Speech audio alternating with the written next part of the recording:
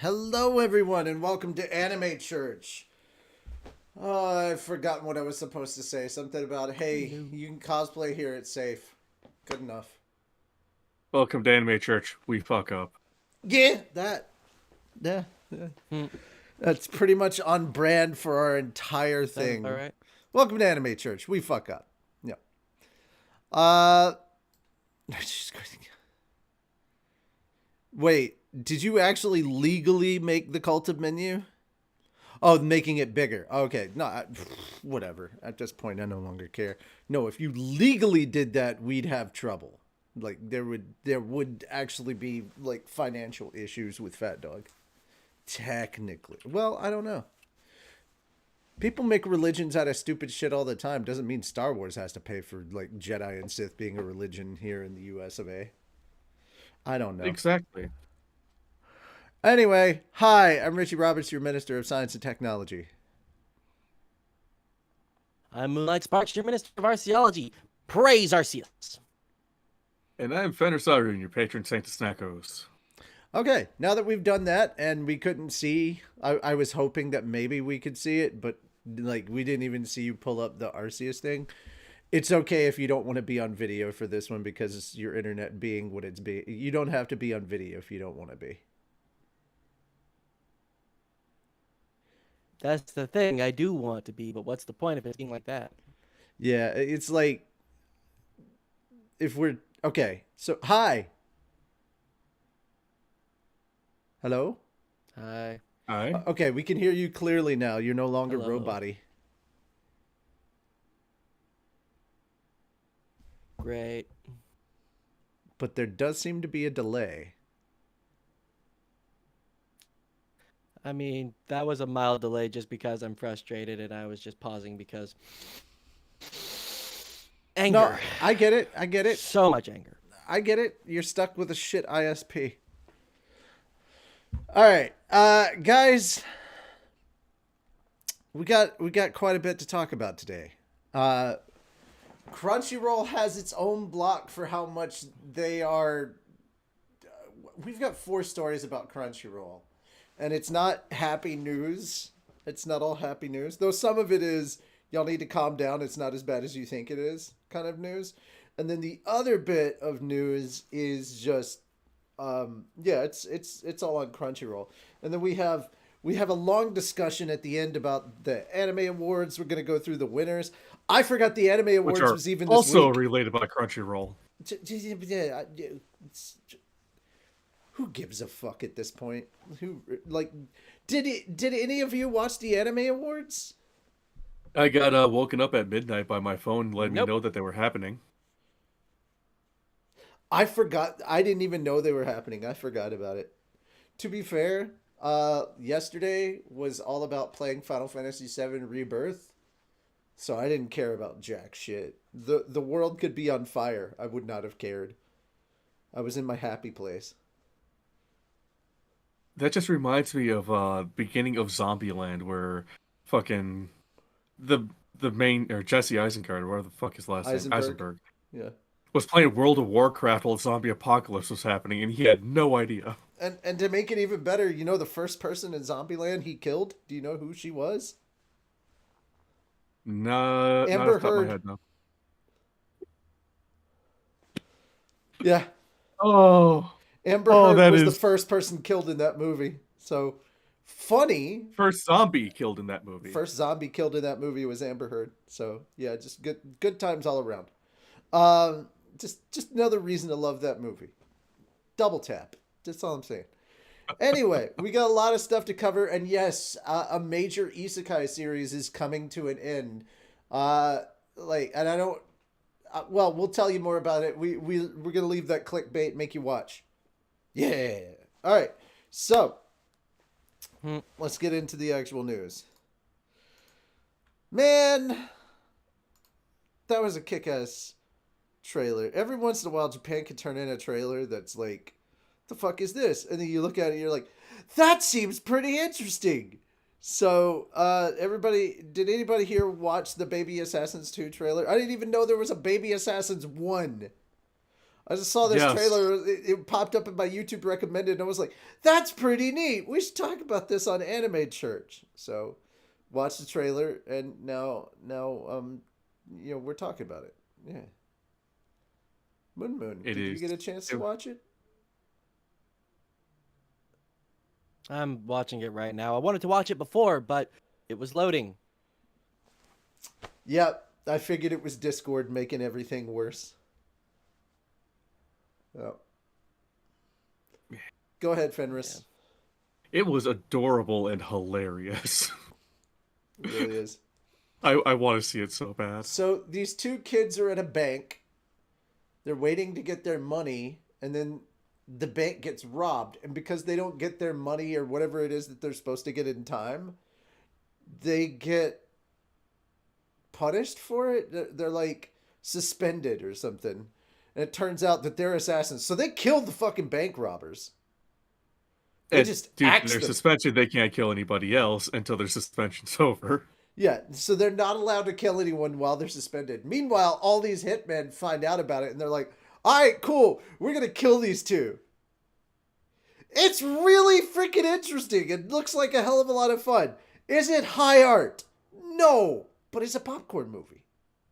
It reminds me a lot of Fable, which is another fantastic Japanese movie series about an assassin who is ordered not to kill anybody for a year to lay low. I was so wondering what the fuck you were talking about, because you said Fable and my mind went to the video game, and I was like, no, it's not. Like, how the fuck do these connect? I'm like, no, Jack of Blades wasn't in this at all. Oh, man. But yeah, just looked like a good, fun time. This is coming out on digital in April, so digital and Blu-ray. So I don't know if it ever hit theaters or if it was direct to digital and Blu-ray, but regardless, it looked really interesting. I'm gonna be watching the first one on Tubi sometime in the next couple days. All right, guys, if any of you subscribe to Asmongold or have been on Twitter at all this week, apparently, you might have heard that Jeff Keighley is getting canceled by people in the... by people in the games industry, not necessarily by the gamers themselves. And specifically, one journalist is coming after them for not speaking up about the fact that so many people in the games industry are being laid off. And I highly encourage you to check out Asmon's video about this, where he goes in and he breaks it down and everything, because he'll go in depth into this. But I'm kind of in mind to agree with Asmon that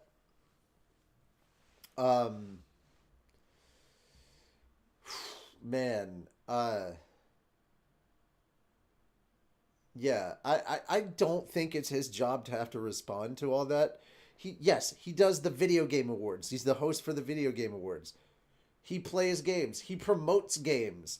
And not just... I'm not even talking about just the awards. If you check his Twitter, he's constantly talking about video games. And oh my god, this game's coming out. This game's coming out. Played this game. It was kind of fun. He actually will legit do all these things. And then they're like, oh, you're influential in the games industry. No, he's not. He's not influential at all. He hosts a glorified version of the Oscars for video games. That's what he does. That has one of the best orchestral players I've ever seen. Flute guy! Yeah! All right, so here, let's be honest. Let's be 100% honest, guys. Is anybody really here for the awards at this point in the video game awards? No. You know what you're really going to the video game awards for. You're watching it for the fucking trailers and the announcements and the first, yes, I get it. There are some people who are like, why the fuck is that person there? When they announce somebody's gamer tag and then on stage walks Timothy Chalamet. It was why is he presenting at the Game Awards? This makes no sense. Like, if you want to have actors presenting at the Video Game Awards, have the fucking voice actors come out and present on the on the Video Game Awards. You know what would have been cool? A couple years back, have Kevin Conroy and effing Mark Hamill come out and present an award. Give us Batman and Joker on stage. That would have been amazing. That would have been Sadly, amazing. we missed our opportunity for that. But there's a lot of really good voice actors who would be great presenting something on stage. Let's see. Because, like, guys, here's the thing. Voice actors need a lot more love than they get. They really, really do. So it's just, yes, I get it. It's odd seeing Matthew McConaughey come out. Now, Jordan Peele made sense. Because him doing a horror game with Hideo Kojima, yeah, get Jordan Peele in some horror shit. That's, yeah, I can buy that. And them standing up on stage talking about playing games and stuff as kids, like, yeah, he's a gamer. I get it. Yeah. But, like, he's directing a project and they're announcing a project. That makes sense. But, like, yes, they do sometimes get the voice and the mocap actors on stage. Case in point, God, I can't. Cameron Monaghan from Jedi Fallen Order and oh God, yeah, Sam Lake from Alan Wake 2. Yeah. But, like, we should definitely have more of those because, guys, there's a lot of really talented people that work on these games that don't get the attention that they deserve. And you're like, we want to bring out these big-name celebrities. And it's like, guys, stop it. Stop trying to be the Oscars. Be yourself. That would be my one thing to, like, get mad at Jeff Keighley about. But him not making a tweet about what's going on in the game industry with all these layoffs. Like, what the fuck is his tweet supposed to do? He makes a tweet and suddenly everything gets resolved? Suddenly, game companies are profitable enough where they don't have to lay people off? Bro, all right, here's the other thing. What a bunch of privileged assholes to say some shit like that. It's like, what did you do? What did you motherfuckers, what did you journalists do in the games industry to actually, one, improve the state of the games industry, and two, do anything at all to help stop these layoffs? Nothing. Shut the fuck up. Shut the fuck up. You yelled at us because we sat here and said that Suicide Squad Kill the Justice League looked like hot garbage. Man, the games industry, like, and like a select group of fanboys gave us so much shit for that. And then what does WB just announced recently this week? That it was a fucking failure and they knew it was a failure. Stop making shit games. Hold people to account. There are indie games out there that are crushing it better than this AAA crap. I didn't buy Kill the Justice League, but I'm going to be playing Helldivers 2. I have fucking Power World. You know, Arceus is the only Pokemon game I actually own.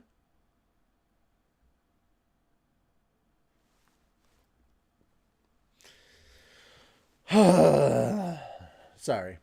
We just this was really annoying. Again, I get ranty about this stuff. Asmon's kind of more like talking the points and everything. But, yeah. All right. So anybody else got anything else to say on this topic? Not really. I mean, you covered everything I was going to say. Oh, my bad. You know how I get ranty. That's the problem, Richie. We have situations like this. We have such a similar mindset where if I start, you won't have anything to say, or if you start, I won't have anything to say because we just say it at the same time. We just say it at the same time. What's really sad is the entire time I disagree with both y'all, and I'm just kind of along for the ride. Okay, sure. I'm willing to bet the reason he doesn't have a comment on this is because he hasn't watched the video. Probably not. Yeah. It's probably the main thing. Yeah. So he's uninformed about the situation. Again, when I was watching this video, I just want to go ahead and point out that when I was watching this, I was playing Sons of the Forest. So literally, I was gaming while listening to this, and I'm rolling my eyes and trying to focus on the game. How'd All that right. work out for you? Mhm. I still was able to keep going in Sons. Sons of the That's Forest good. is a lot of fun. Yeah. Good. By the way, they're out of beta. They're now on full release. So if you want to play Sons of the Forest with us, we're down to do it. We may have to get a dedicated server though if we do start doing Sons of the Forest as a thing on PhatDog. All right, Fenris. Sure. I don't know why I'm yawning. Fenris, go ahead. It is your story next. A story I am excited for. One Punch Man Season 3 anime's trailer reveals staff and cast. The official Twitter account for the Anime of One and Yusuke Murata's One Punch Man manga revealed on Friday a new trailer, staff, and returning cast for the third season. Fair. The video features Saitama voiced again by Makoto Furukawa and Garu, again played by Hikaru Midorikawa. Daisuke Namikawa, who plays Dr. Genus, narrates the trailer. JC's staff is returning for the second season to animate the series. Madhouse animated the first season. Chikashi Kuboda is returning to design the characters along with Shinjiro Kuroda, Ryosuke Shirakawa. Tomohiro Suzuki is again in charge of series composition, and Makoto Miyazaki is also returning to compose the music. The staff also unveiled a hero visual for protagonist Saitama by character designer Kuroda. Kuboda, the character designer for the anime's first and second seasons, drew the teaser visual for the third season, which is pictured in the article. It looks fucking badass. Let's see here, and this is all background on... The rest is background, but it has been 5 years since Season 2 of One Punch Man. And this is going to be the dark arc that's... Oh boy, I want to see it.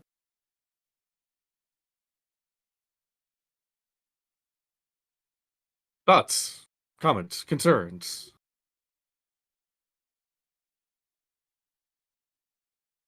It occurs to me that this is the only trailer I have not watched. And it's taking too long for the narration to go on. It's like, I already know what's going to happen. I read the manga. I do too, and that's why I'm so excited for it, because I want to see it in motion. It only looks like it's the first half of what's going to go down. I don't. I have no idea what's gonna happen. Yeah, It's it's the still gonna Monster be Association. awesome. It's the Monster Association stuff, which is a lot of fun.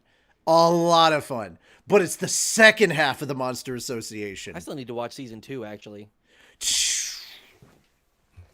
To be fair, I can't blame him on that. It was a severe downgrade in the animation. That's true. And I'm sad that the also same took- studio is doing it Yeah, for I'd season heard 3. that, and I just kind of Just read the fucking manga. It doesn't help that they took it off Crunchyroll. That's also true. My thing is just read the manga. It's on Shonen Jump. You can read it on Shonen Jump. It's like a bi-weekly series. It comes out twice a month. Okay. Yeah. Also, the guy that's illustrating it is the artist for iShield 21, and his art is fucking phenomenal. Like, when he gets these double page spreads and the background is like uber detail, like, you can see that this man is a goat at what he does. The artistry is phenomenal. I would love it if the anime could step up to that league, but I don't think it will. At least not with the current studio. Maybe a Yeah. different studio.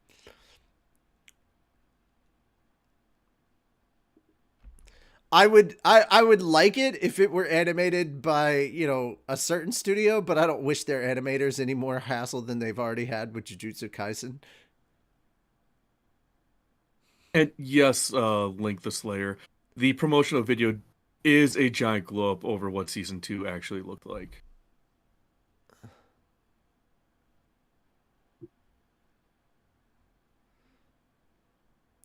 All you need to know is a couple of highlights. Number one, Saitama goes out looking for a wig. Garo's there, and he thinks that he's talking to him. So Garo tries to actually come at Saitama, and Saitama just slaps him into unconsciousness. Not one punch, one slap. That's it.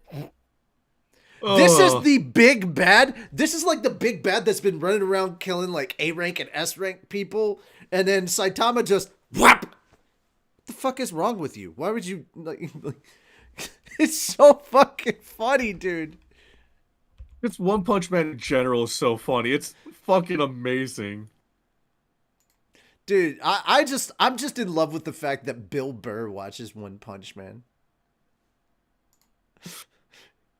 He fucking loves it. He's like, what's not to love? This is just fucking fantastic. I'm like, right? It is just comedy gold. And the thing he wasn't expecting was like all the anime fans to come out and be like, "Hey, Bill, thanks for joining us. We love that you love it." And he was just. Meanwhile, he's getting shit from all these other groups, and he's like, "Holy shit! I thought the anime community would be elitist. They've been the most fucking accepting people." And I'm like, right? But don't get it twisted. I mean, yes. We have elitists. And they're horrible. Everybody does. Every group does. But even our elitists, most of the time, are welcoming, as long as you approve of their viewpoint. Yeah. Our elitists are typically pretty chill. Typically. Until you go to a con. Mm-hmm. All right, yeah, we're going to skip ads. Jesus Christ. All right. Moon, you got the next one. Talk to me about Konosuba Season 3. Yay! Konosuba, season God's threes? blessing on this No, wonderful no, world. you said it wrong. 3 Konosuba. animes do what? You said it wrong. Konosuba. Ah. Yeah. Konosuba. Yeah, exactly. You got to say it like they do in the Anime's commercial second promo stuff. video reveals theme song. Yeah. Katakawa revealed the second promotional video on Friday for Konosuba, God's Blessing on This Wonderful World 3. The third television season of the main Konosuba, God's Blessing on This Wonderful World, I'm just gonna shorten that, anime. The video reveals the show will premiere on April 10th. The video also reveals that Machiko is performing the opening theme song, Growing Up, and the main cast of Sora Amamiya, Rie Takahashi, and Ai Kayano are performing the ending theme song, Ano hi no mama no bokura. Us, just like on that day. Wait. The anime will premiere on April 10th and will air on Tokyo MX, BS11, KBS, Kyoto, Sun TV, and TV Aichi. Crunchyroll will stream the anime as it airs. The anime's new cast members are Kanon Takao as Iris, Sayuri Yahagi as Claire, Reina Ueda as Rain. I think that's just backstory stuff. So, yeah. Yeah! Konosuba Season 3, guys! It's about time.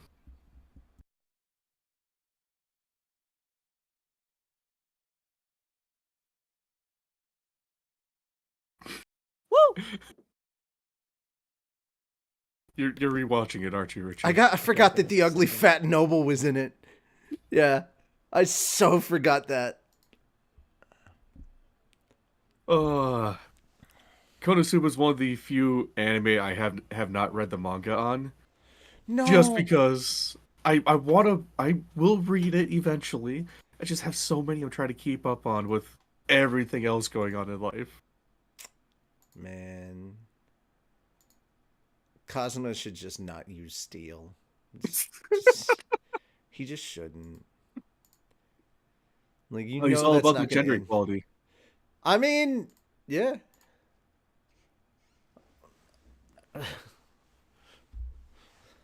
I do want to use that term at some point, the gender equality thing in the Konosuba one shot. I'm just trying to find a good place to use it. I'm wondering if it is like, I'm not afraid to dropkick a bitch. And he's like, oh, and by the way, bitch is a gender neutral word. So yeah, I'm all about gender equality here. I'll dropkick any of you motherfuckers. Come at me, bro. I'm wondering if that's how it should be, you know? I forget. Is there a scene in any of the Konosuba episodes where he punches like two people or anything like that? I don't remember. I'll have to go back and rewatch. Because if there is, I have a damn good joke for that. Oh boy. Alrighty. Any last minute thoughts before we move on? I know we're gonna have a lot to say about the Anime Awards, so I'm trying to like let you guys have. More darkness. I'm happy about that. the crazy shit that I wrote for Darkness that Yeah. we're gonna make some poor voice actress say. I'm so looking forward to that. Oh, All right. it's gonna be funny though. Shueisha's Young Jump launches Shueisha's Seinen Manga Newcomer Award with 45 themes.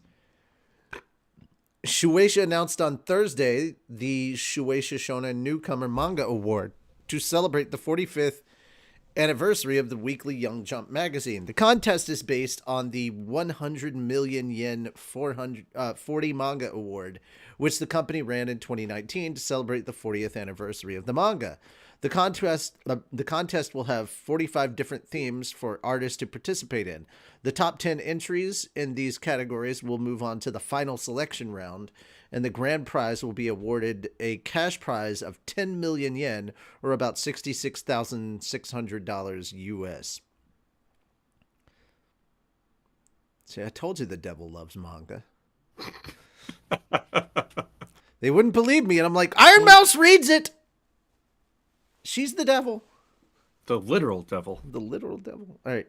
The judges for the final selection will include Aka Akasaka, Horia Oku, Toshio Sako, Satoru Noda, and Yasuhisa Hara, and one. So, guys, Aka Akasaka, in case you don't know, that's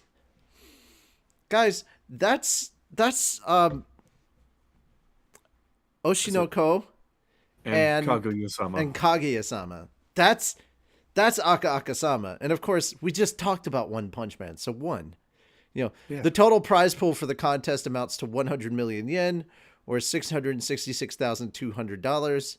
Entries will be $666,200. Entries will be accepted between February 29th and July 31st. So it's already started. The 100 million yen 40 manga award contained common categories such as battle manga, historical manga, and science fiction manga. The new contest also expands the categories to include new categories like mascot character manga, vertical manga, and VTubers/esports manga. There's VTuber manga? Yes. Jesus there is. Christ. Apparently.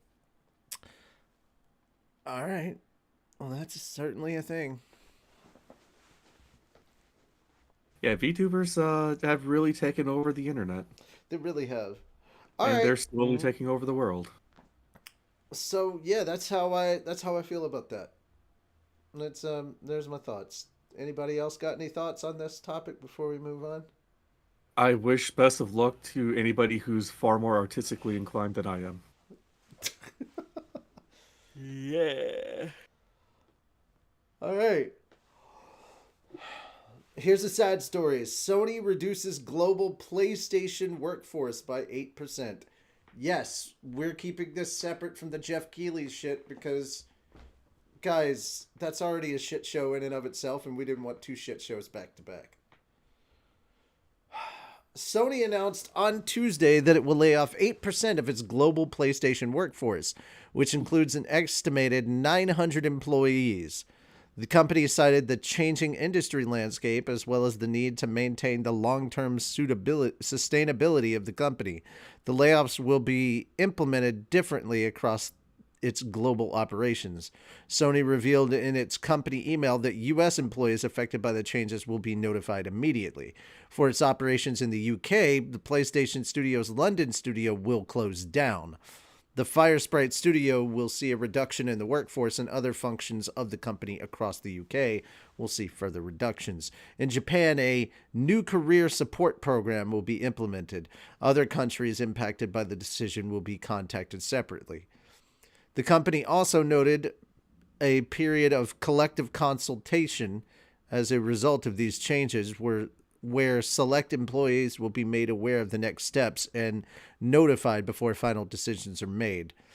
The news comes after similar workforce changes across the tech and gaming industry in the past year. A GDC survey revealed in January that 35% of game developers surveyed were impacted by layoffs in the last 12 months, meaning they were either laid off, their colleagues were, or other teams or departments were. So yeah, this is kind of expected. And it sucks for those. I mean, it sucks for those people, but I understand Sony's thinking about their bottom line. Because that's all they ever fucking think about. I mean, at least the Japan branch is doing what it can to help the people that are being laid off to find new careers. Don't care. Let the Halo players play. Let the Halo players in. We need Mega Earth to survive. That's all I'm saying. Is it Mega Earth? Did I get that right, or is it Super Earth? For Halo? No. I'm saying let the Halo players in for Helldivers 2. I haven't played Helldivers 2 yet. Oh. I can't afford it. It's $40. I'm literally flying down to Texas at the end of the month. All my money's being moved to that.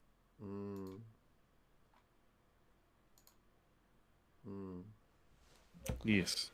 All right, Helldiver people, tell me in the comments which one it is. Is it Super Earth or Mega Earth? I can't remember. Am I crossing mega cities from Dread over? Is that what's happening? Or did I get it right and just now I feel like I'm wrong? I'm second guessing myself too much. Who knows? Hey guys, want to hear some fun movie news? Yeah. All right. So the Haikyuu film is still at number 1. So apparently it's actually really good. So yeah, the Haikyuu film is in first place still in the box office. After its second week, it's staying at number 1. The first film in the 2-part Haikyuu film sequel stayed at number 1. And the film sold 781,000 tickets to earn 1.12 billion yen, or about $6.44 million over the weekend, for a cumulative of 2.9 million tickets sold, 4,180,733,200 yen, or about 27.77 million US. Yeah, and this is all for a film that premiered in Japan on February 16th and is also screening in IMAX and competing with such titles as Mobile Suit Gundam Seed Freedom at number 2 and dipping all the way down to third place, which I'm really happy about this, Demon Slayer Hashira Training at number 3. I'm sorry. Look, I like Demon Slayer. I am a fan. I don't think they should be doing this theater nonsense of showing like the last couple episodes from the previous season and then like one episode of 1 or 2 episodes of the next season that we're all going to watch on streaming anyway. So what's the fucking point? What is the point? Cash grab. Don't put it out in theaters. Like it should not be out in theaters. If you're gullible enough to do this shit, go to theaters to watch it like a little bit earlier, you need to be slapped in the face. Somebody ought to punch you in the fucking mouth. Stop wasting your money like that. Spend it on better things. Like an 8-ball.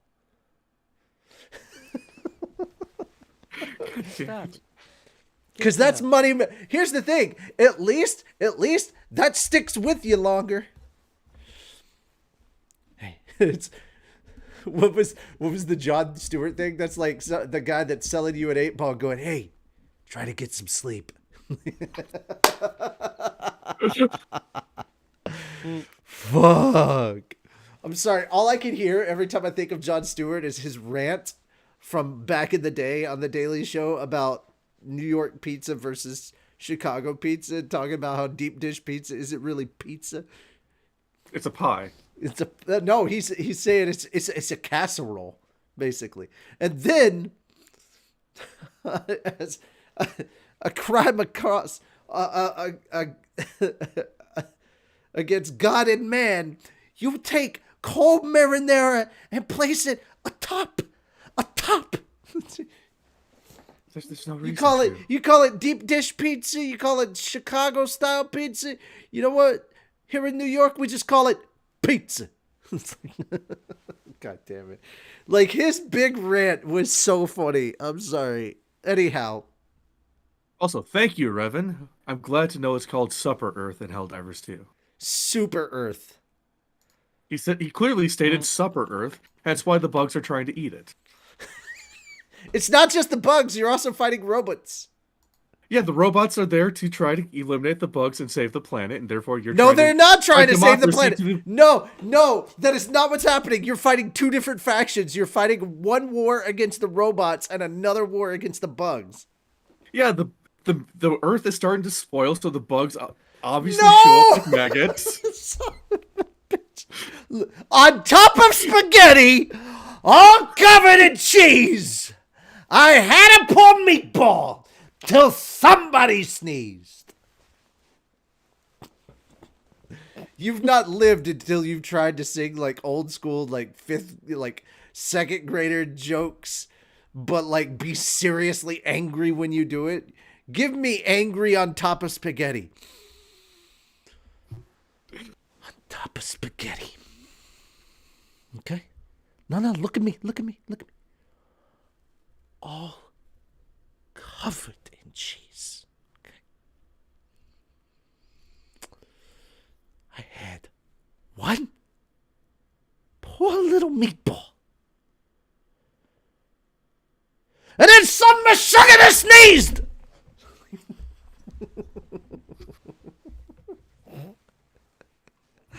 Oh, man. Good times. All right, so next up on the stories. Oh, boy. Hey! This is sad news. I did clickbait everybody in the title on purpose for this specific story. By the way, guys, Yu Tanaka's Reincarnated as a Sword web novel ends. The Shosetsuka ni Naro website published a final chapter of Yu Tanaka's Reincarnated as a Sword web novel on Thursday. Now, this is for the web novel version, guys. So, no idea how far ahead of where that is from the light novel at the moment. All I know is that volume 12 came out here in the US. That's all I know at the moment. Tanaka launched the novels on that website in September of 2015. And Gintosha began publishing the series with illustrations by LLO in July of 2016. The 17th volume will release in Japan on March 29th. So they're 5 novels ahead of us. Just know that. So it's still pretty good. Tomowo Mariyama launched the manga adaptation on Gintosha's Denji Burt's website in December 2016, and the 15th compiled book volume will release on March 23rd. 7 Seas Entertainment, blah, blah, blah, blah, blah, blah, blah, blah. There's also a spin-off series that was launched back in 2020, and it ended in 2023, called Reincarnated as a Sword, Another Wish. It was a manga. This is the other bit that I wanted to talk about. The original novel's 12-episode anime adaptation premiered in Japan in October 2022, and the anime will have a second season. Yeah. I'm very happy about that. Fuck yeah. Damn time. So it has been announced. So yes, there will be a second season of Reincarnated as a Sword. If you have not seen Reincarnated as a Sword, get your ass to High Dive. Watch that show. It's very good. Yes, it is. It only incorporates, the anime only covers 1.5 volumes of the light novel. Only that. Like, most of the time, they speed through the light novel with the anime. This anime took its time, and it was good. Ah, I was really excited by this because for once I had actually read the light novel ahead of the anime getting announced and coming out and everything. It sounds stupid. Reincarnated as a sword. The premise sounds dumb. I know. Trust me on this. It's actually really, really good. I trusted him, and I was blown away by it. Here's the thing. Just think about it like this. It's Same. an isekai, but the relationship is kind of like that of a father and a daughter.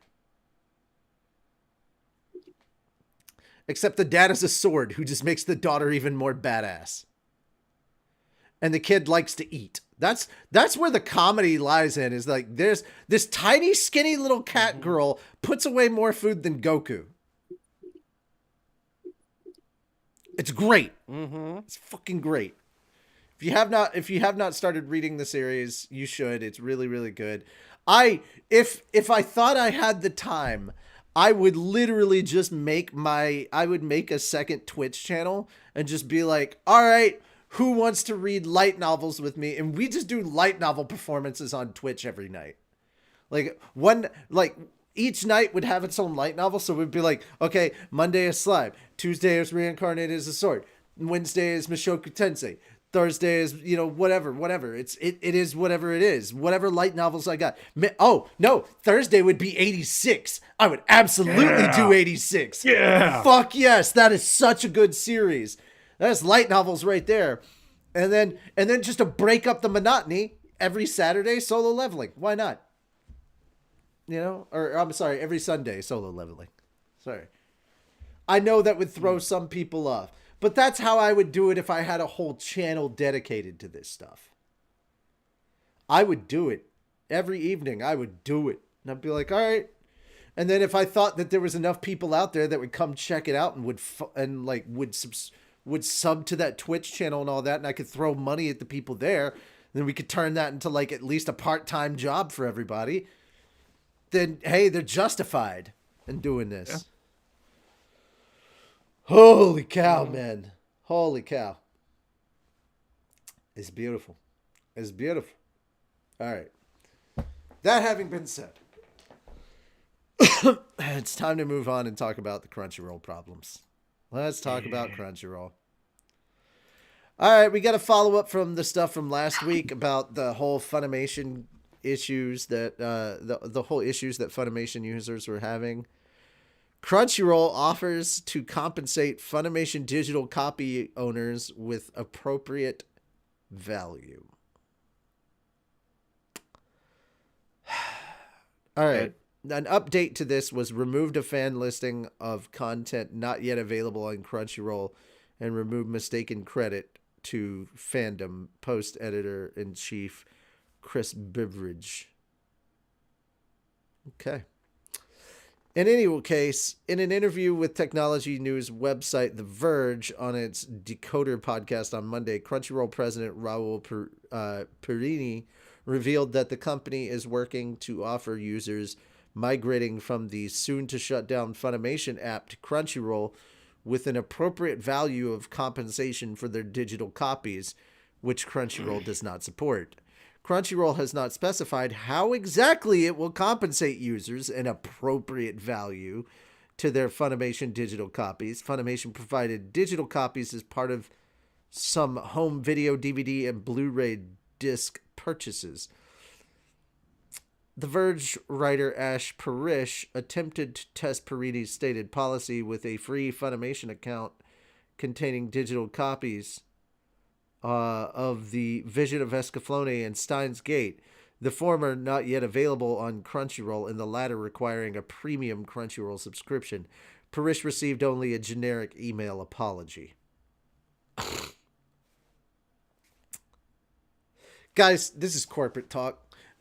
This is corporate talk for... This is litigious shit right here. It's like... fair, appropriate value. Bullshit. The biggest question with that appropriate value what the fuck is appropriate value? No, not just that. Is it the value of what it was at the time? Is it the value after? It depreciated. Thank you, depreciation. I don't know why my mind went to defamation for some fucking reason. Is it the value after depreciation? Is it a buck or two because that's what they feel like it's worth to them? We don't know. They're not going to specify.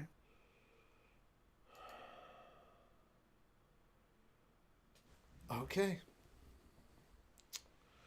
Now the next one is where we got to tell everybody, okay, put your pitchforks down. You did not get it right. Torches and pitchforks away for this story. Apparently some people got a little too jumpy when they read an article's title and didn't actually read the actual, you read the headline and you don't read the article. Read the effing article. Anyway, Crunchyroll states no announcements about a price change except for Funimation Legacy subscribers. Basically, I'm just going to, instead of reading this whole article and blah, blah, blah, boring you to death, let me just tell you out of pocket, let me just tell you exactly what it is. The people moving from Funimation to Crunchyroll, the people that are having their Funimation accounts moved to Crunchyroll, are now going to be paying the Crunchyroll price, which is much higher. Everybody who already pays the Crunchyroll price is still paying the same Crunchyroll price. It's not going up across the board. It's just the people that were paying like the $5.99 price over at Funimation are now going to be paying like the $14.99 price over here at Crunchyroll. I'm going to have to correct you there, Richie. The current Funimation subscription is the same price as Crunchyroll.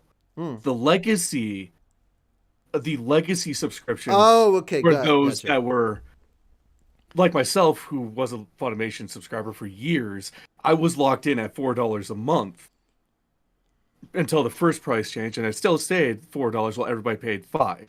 And then the next was up to the Crunchyroll standard, and I was still paying the $4 because I got locked into that price because I was a legacy subscription member. It's the people who were subscribed to Funimation for years that now have to pay the current price standards of Crunchyroll. And that's where some people are getting upset about it. So here's the thing, guys. Crunchyroll is not obligated to continue what Funimation was doing. There is no more Funimation. It's gone. There hasn't been Funimation in technically like 2 years. Yeah. Guys, Funimation is over. There is no more Funimation. It's all owned by Sony. And Sony makes the calls. Now, and for some reason, they made the call to keep Crunchyroll instead of a well-known anime brand. Here's the thing. Well, Funimation's had its own controversies too. So, I would say that taking Crunchyroll's website and just rebranding it as Funimation would have been better. And then you fade out like the Funimation website, which was a shit show. The Funimation website was an absolute atrocity, but you just take the Crunchyroll website and turn it into Funimation. That would have worked better because people still like Funimation more than they like Crunchyroll. And then Funimation now has studios in Texas and California. And I'm still getting kind of caught up in this. Why can't they bring over digital content from one website they technically own to another? Yes, I know it's coding. Licensing issues. That's a big part of it. Licensing issues. Because the licensing agreements were with Funimation and not with Crunchyroll.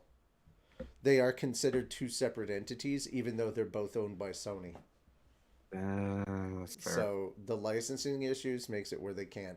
They'd have to go through whole new licensing issues for that. So it's not just the licensing for the anime that they don't support, but I'm sure they could somehow get the licensing for the anime they do support, so they can merge or bring over the digital copies for anime they do support.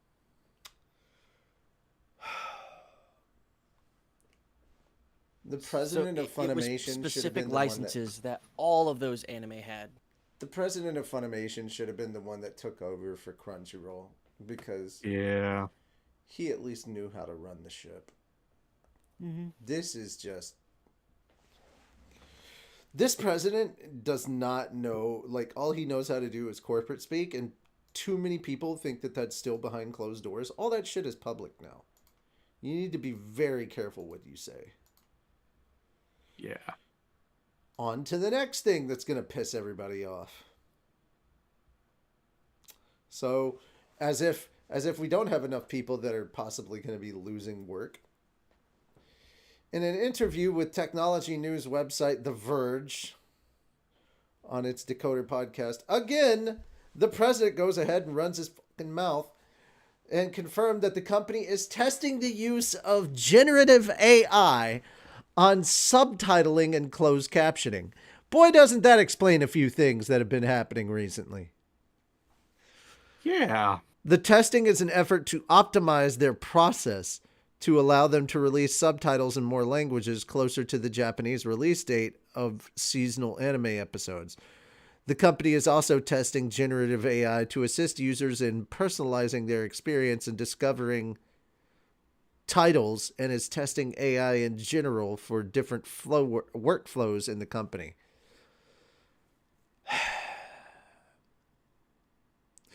Keep AI out my fucking subtitles. Or we're going to have more sword friends going on around here. God damn it. Yep. Keep in mind, this is not their first time trying it either. Yeah, they tried it with Yuzuki Family's Four Sons anime in October 23, and then removed the episode after complaints over the subtitles spread on social media and Crunchyroll's own website. It re-uploaded the episode with updated subtitles after a week, explaining that it worked with the licensor on their series for the updated subtitles. Yeah, so they actually hired some person to subtitle it and not generative AI, because the generative AI was a fucking mess. Yeah. Thankfully, it's not at the point where they can start taking jobs, but they're already trying to find ways to cut costs. And it's like, maybe it's not about cutting costs. Maybe it's you shouldn't take on so much shit. That's just me. Yeah. Fenris, this last one's yours. I don't even want to think about it. Yeah. Once again, the Crunchyroll CEO, Rahul Parini, who's interviewed on The Verge on Monday on their Decoder podcast, again stated about it's literally Crunchyroll's... multiple stories from the same podcast. Rahul Parini, who spoke about Crunchyroll's history of mergers and acquisitions and how it's fortunately enabled them to land in the supportive environment of Sony Pictures Entertainment and Aniplex. When asked whether the big merger with Funimation meant Crunchyroll now felt stable enough to attack the market, or if there were more mergers and acquisitions to come, Parini replied, "We feel like structurally we're in the right place. We are in the right holding company so that we can go and attack the opportunity that's in front of us. Will there be potential inorganic opportunities to add to our current growth?" Parini laughed, "Yes. And we would pursue them when they make sense? Yes. But I do feel like we are in the right place. We have the right structure to focus on our future." Parini's comments followed the recent Funimation end-of-service announcement. The majority of its customers were smoothly moved over to Crunchyroll service. Nevertheless, the announcement sparked controversy over the loss of digital copies of the content that Funimation customers had owned after buying the physical. Okay, that's all just BS. Smoothly? You think this is smooth? Yeah. I mean, in comparison to what the worst case scenario would be, yeah, I guess this is considered smooth, but goddamn, dude. Way to set the bar insanely low. Yeah. Our expectations for you were low, Crunchyroll, but Jesus Christ. Alrighty. So yeah, that he basically says that he will more than likely buy out other anime streaming services if the opportunity presents itself. And good luck, because High Dive right. is doing just fine because they're actually going after just good series. And they have AMC supporting them. They have AMC supporting them, and then the other player in the game, the other players in the game are Netflix and Amazon, and now Disney. Good fucking luck, bruh. Good fucking luck. All right. It's that time. It's time once again. Moon. Are you ready? We're going to talk about the 2024. I am. We'll see about the internet. Well, considering the delay, I figured, yeah. So, Yeah. we're going to talk about the 2024 Animeh Awards. Yeah. So, the Crunchyroll Awards, Animeh Awards ceremony streamed worldwide on Saturday at 6 p.m. I didn't know. Did anybody check it out? Anybody watch it? I didn't watch it. I don't. I haven't watched an anime awards. I've never caught an anime awards. All right, here we go. The winner for Anime of the Year, Jujutsu Kaisen Season 2. I can honestly see that. I'm happy. Number one, it wasn't Demon Slayer. And number two, it wasn't Chainsaw Man or Bocchi the Rock, considering those aren't even from the correct year. No offense to Bocchi the Rock. Great anime. I personally don't find it to be Anime of the Year material. Like, it was really, really good. Not Anime of the Year material. Best continuing series. The surprise of all surprises. I thought Attack on Titan would win this. One Piece won Best Continuing Series. Man, Gear 5 Luffy really helped them out. It really did, yes. Yeah. Gotta love Super Saiyan Luffy. Best New Series. Chainsaw Man. Here's my thing. No. Wrong year, wrong time. Heavenly Delusion, Hell's Paradise, Oshinoko, and Zom 100 are the only people... are the only series that should have been on this list to win. Bocchi the Rock and Chainsaw Man came out in the wrong year. The funny thing is the article that we're going to talk about after this. So funny. Yeah. Best film. I'm guessing everybody was kind of right there with me and they didn't know which one. They just voted for the one they'd heard about the most, Suzume. I just skipped this category because I hadn't seen any of these. I watched Psycho-Pass Providence because I'm a huge Psycho-Pass fan, and it was really good. Best original anime. Yeah. Buddy Daddies. Look at it. Holy shit, Buddy Daddies won. It was such a good anime. It was so good. It was so heartwarming. I was so surprised. I expected this to go to Witch from Mercury. I was expecting either Witch from Mercury or Akiba Maid War. But Buddy Daddy's got it. I'm very happy with that. This one, man, this week is really, really, really like this is the Anime Awards. Like, as far as some of the choices here, I'm actually kind of pleased with this. Yeah. Best animation, Demon Slayer. Yeah, I can get behind that. I mean, I will agree with that. That tracks. That 100% tracks. Ufotable. They put out bangers. Not even gonna hate on that. 100% agree with this. Best character design. Jujutsu Kaisen Season 2. Keep in mind, this is the first half of Season 2. No, I don't think Jujutsu Kaisen Season 2 is as good as the character design for Hell's Paradise. And yes, I understand Trigun Stampede. If it wasn't from the previous year, I think Trigun Stampede had better character design. But the problem is there's a lot of people that saw how certain characters in Trigun Stampede were behaving and how they looked all different from the original anime, and they were all pissed and butthurt about it, and they didn't watch the show, and so they let their anger out in the votes. And they didn't realize it's a damn prequel. If they had watched the fucking show, they would have realized it all makes sense. It's a fucking prequel. It makes so much sense. All right. Best director. I mean, nobody even knows the directors. They're voting on the show. Let's be real. Yeah. We talked The about only this reason before. we know about Daisuke Hiramaki is because we covered the behind the Yeah. scenes of Oshinoko. Jujutsu Kaisen season 2. And here's my thing.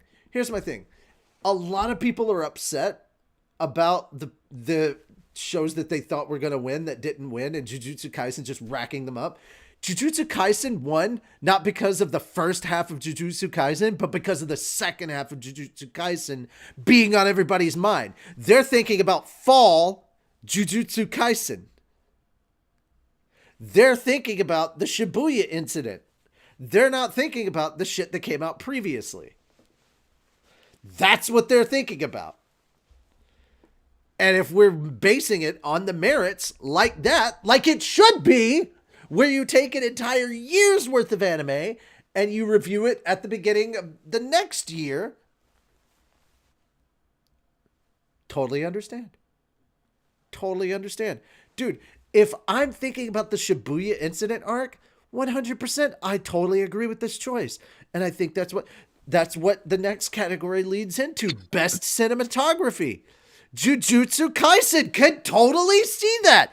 Even though I think Heavenly Delusion had some fantastic cinematography. By the way, guys, if nobody has checked out Heavenly Delusion, please do yourself a favor. Go watch that series. It is so good. Best art direction. Winner, Demon Slayer. Now, here's my thing. Best animation, I can absolutely agree with. But art direction, it didn't do anything new in terms of where it was going in the art direction. Chainsaw Man, even though it's a different year, so I agree that it not winning, its visuals were fantastic. Hell's Paradise was phenomenal. That is my pick for the winner. But you know, I think this one is just people is like, the art in Demon Slayer is beautiful, so it should win.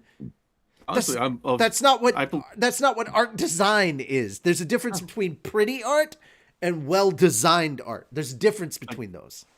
I personally would have gone with Zom 100. Did you watch Hell's Paradise? Yes. Okay. I mean, I can understand. I can kind of understand where you're coming from with Zom 100, but Zom 100 only, like, the beginning half of Zom 100 is definitely in that realm, but it doesn't keep carrying over. I don't think it carries over quite as well in the second half.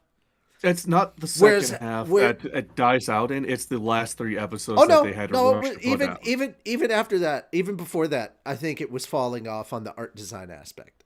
It wasn't staying at that level that it started at. You know, it didn't keep those highs that it started off with. And it's like, if you're going to come in with a bang, you need to keep it at that level, and it didn't stay at that level. But again, well done for a studio that this is their first thing. And damn, did they do a good job. But Hell's Paradise was just, oh my God. Like, it was consistently, oh my God. Like, character design, creature design, like, world design, like, everything was fucking jaw-dropping and like, morbidly beautiful.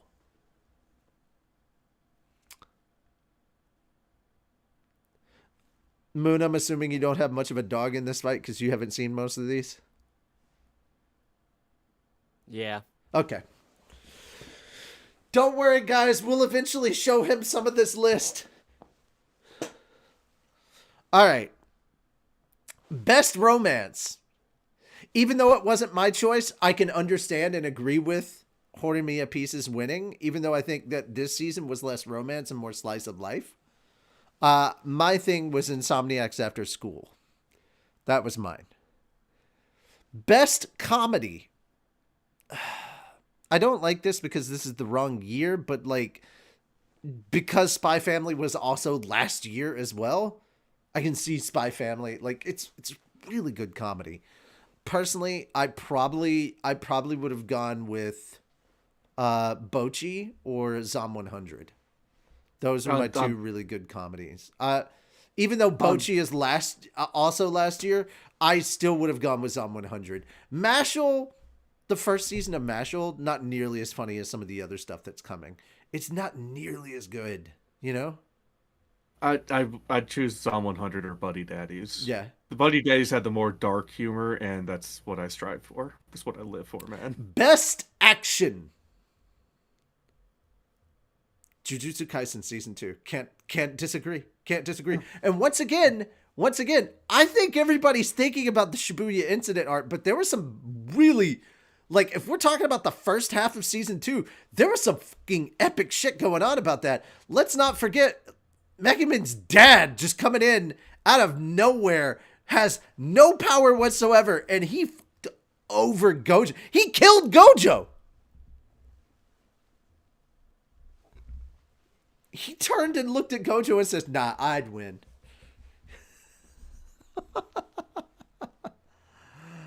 All right. Oh, Lord. Here comes the drama. Best fantasy. Ladies and gentlemen, you wouldn't put Constantine with Tolkien, would you?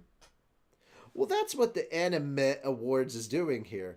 They put Demon Slayer and Hell's Paradise, which is considered supernatural and dark, in Tolkien-esque fantasy. If Demon Slayer is fantasy, then just about every anime out there is fantasy. Why is Trigun Stampede not in this list? It's fantasy. Why is Oshinoko not in this list? Yeah, technically that's Reincarnation. fantasy. Reincarnation is fantasy. Reincarnation, baby. Why is Loki season 2 not in this? That's practically anime right there. Basically, yes. I'm just saying. Do you understand where I'm coming from with this? This is just bad decision making. This is like, I can't state this enough. How poorly, like, neither of those should have been in this category. The winner is Mushoku Tensei or Ancient Magus Bride. Move on. Like, Demon Slayer winning this is just a hollow victory for Demon Slayer. It's not real. It's not actual fantasy. That's supernatural. We're going to move on. Best drama. Let's face it. Once Demon Slayer's gone, they're probably going to remove that category. They only have like 2 more arcs left. The Hashira arc. Exactly. So, like, the final arc. I would not be surprised if 2027 Best Fantasy is gone. Well, there's enough Mushoku Tensei. It'll still be around. Are you sure? No, not the Mushoku Tensei will be around. Oh yeah, I would say the Best Fantasy category though is more than likely going to be taken away once Demon Slayer drama. Gone. This is the only time I've seen Attack on Titan win. Now, I forget that Attack on Titan will be back for the next Animeh Awards because they're going to keep that shit going. But this is the only one. Best drama. I don't think Attack on Titan is better than Vinland Saga. That's bullshit.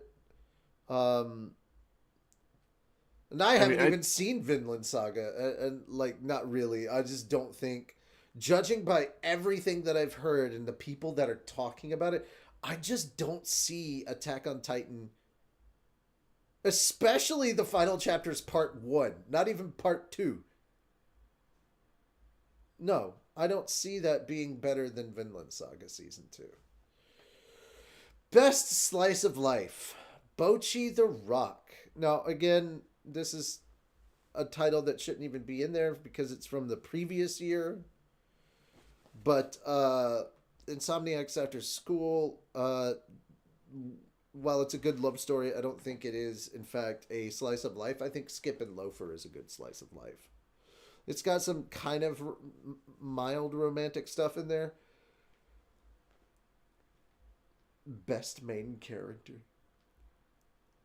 Oh boy. Oh boy.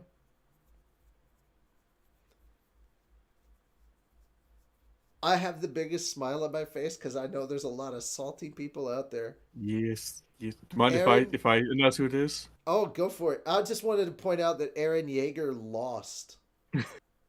Best main characters, Monkey D. Luffy. Monkey D. Luffy, the king of the pirates. Boy, did that live action series really help him. Oh, yes, it did. It was such a good series. I can't wait Fair for enough. season 2 of it. Right? Best supporting character, Satoru Gojo from Jujutsu Kaisen Season 2. I'm actually surprised Jujutsu Kaisen season 2 got 2 nominations in this category. Yeah, Geto for the first half, and Gojo for the second half. I would say Gojo's a supporting character in the second half when you get to the Shibuya arc. But yeah. Must protect at all costs. Anya Forger. I can understand why Anya would be picked as that character. I disagree. I think Miri is the better character that needs to be protected. Most definitely Miri, because she doesn't have any powers or anything. She's just an innocent little girl. Best anime song. Yes! I want to hear it for all the people that were like, kickback, kickback, kickback. Shut the fuck up. It was Idol by from Oshinoko. It was Idol by Yosobi from Oshinoko. Yes. You goddamn right. That's the sad part is that it did not win best opening, which makes no goddamn sense to me. Like best opening sequence, it's like, really? And then they turn around and they give that to I'll get to that when we get to that. But like I like Brandon's comment in the chat. uh-huh. Bullshit. In season 2, Gojo is a main character. Gojo's a main character in the first half of season 2. In the second half, he's imprisoned. So I wouldn't call him a main character. The main character in the second half of season 2 is not Satoru Gojo. It is, in fact, Sukuna. He is the fucking main character. All right. Best ending. Oh, I'm sorry. Best score. Best score. Attack on Titan. Never even heard the soundtrack for it. I put down Bocchi the Rock because I think Bocchi the Rock had a better score. Even though I'm like, I have my thoughts. You've already heard me talk about like stuff from the previous year. Best opening sequence. Where Our Blue Is from Jujutsu Kaisen. No. That has not. The sequence has barely like. That sequence is the same thing that you would find in any generic anime opening. For this one, I'm going to go with either Idol or Song of the Dead. Idol 100% because it's got layers to it about the actual anime. It even has a reference to the document that the song is based off of that is based on the anime and manga. Yeah, it's insane the level of like tied to the actual anime that the opening sequence truly is. So, yeah. And how it's like, oh, happy and cheery in there to throw you off on purpose. Like, it took I'm so surprised that, like, God, Jujutsu Kaisen fans came out of the woodwork this year. Yeah. It's very surprising that Attack on Titan won anything, considering that JJK stans just went nuts. But I'm kind of here for it. Best ending sequence, Akari from Jujutsu Kaisen, which I disagree with. That is not the best song. No, it's not. By it's not the best ending song. It's not the best. Not even the best ending sequence. No. Now, to be fair, the song Mephisto is better than the actual sequence for Oshinoko. The song is fantastic for the end as an ending song, yes, but also the ending sequence where they tied the song in perfectly with the actual ending scenes. It just felt right. Well, there's a lot that do that. I mean, for God's sakes, it started with the meme of Roundabout, but it still fit better than damn near everything on this list. Okay. Best voice performance Japanese went to Yuichi Nakamura for Satoru Gojo, and the English went to Ryan Colt Levy for Denji. We're not going to go through every single different language that they had there, but just know that okay, so we're just going to say Denji, Gojo, Power for German. Then we got Denji, Senku. Wow, Senku for Dr. Stone for Arabic. Wow. Nice. Okay, that was unexpected. And then Gojo. So for the most part, everything's kind of as we expected. I'm confused about the Arabic best voice artist performance, though. Look at that list. Dragon Ball Super. Spy Family Season 1 Core 1, Mob Psycho 100 1, Dragon Ball Super, that time I got reincarnated as a slime Season 1. Oh, because everything's just coming out in Arabic. Okay, that would make sense. There's never been an Arabic dub of these things, I'm guessing. That would make sense then. So, there you go.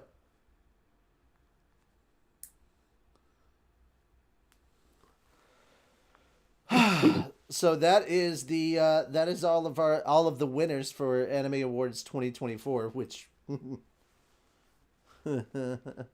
I'm kind of happy with some of it, kind of like not surprised by even more, and just kind of rolling my eyes at the choices here. This is why fan vote should only count for a percentage.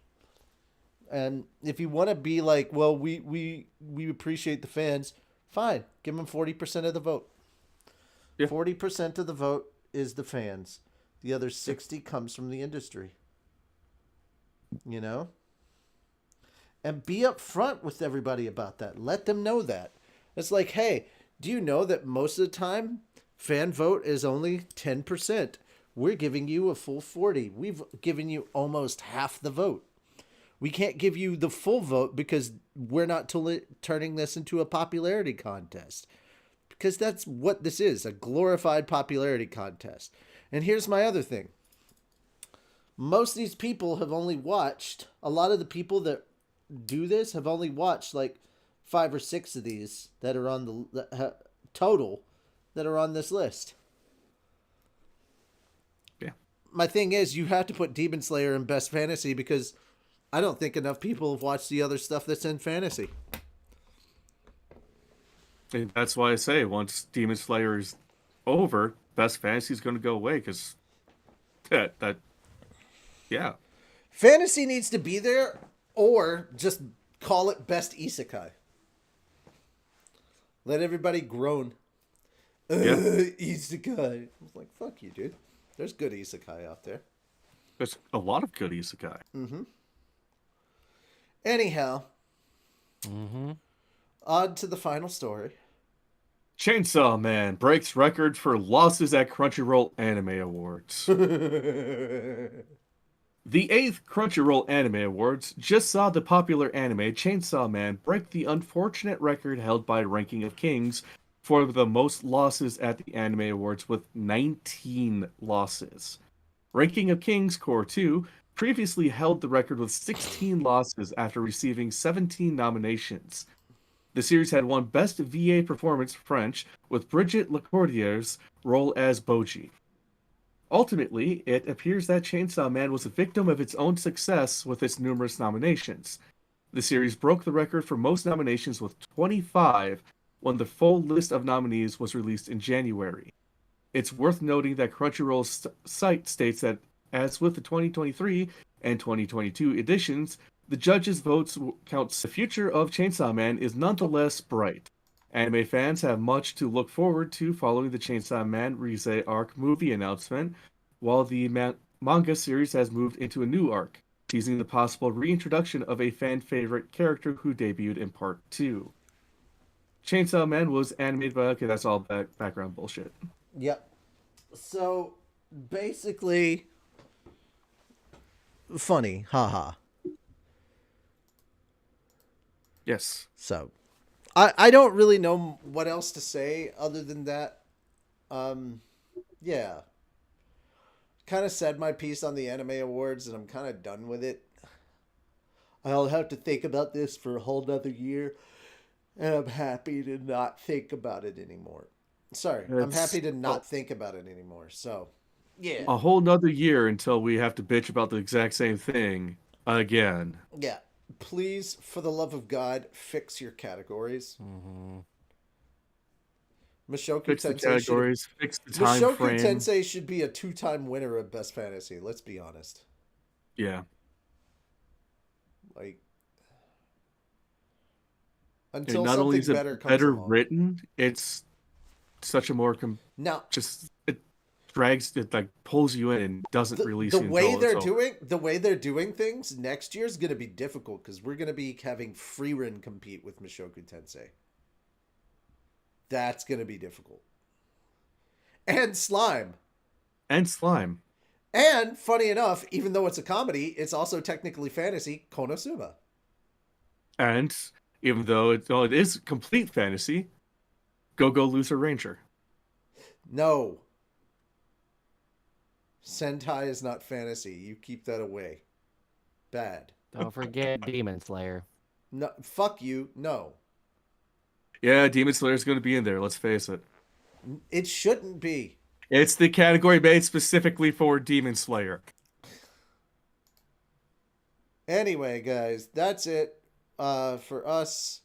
We will see you in a couple hours over on our Twitch channel for the solo leveling stream. Hope to see you guys there. And yeah, this has been Anime Church. We fuck up. Quite thoroughly. Yeah. And technical difficulties abound. To be fair, Brandon, Digimon can be considered an isekai. You're moving into the digital world. It's a separate world. Yep, there we go. Alrighty, so that having been said, I am Richie Roberts, your Minister of Science and Technology. I am Moonlight Sparks, your Minister of Arceology. I'm still holding the case, whether you believe it or not. Praise Arceus. I fully believe that. And I am Fenris Arden, your patron saint of Snackos. And that's it for us. Good night, everybody. Bye!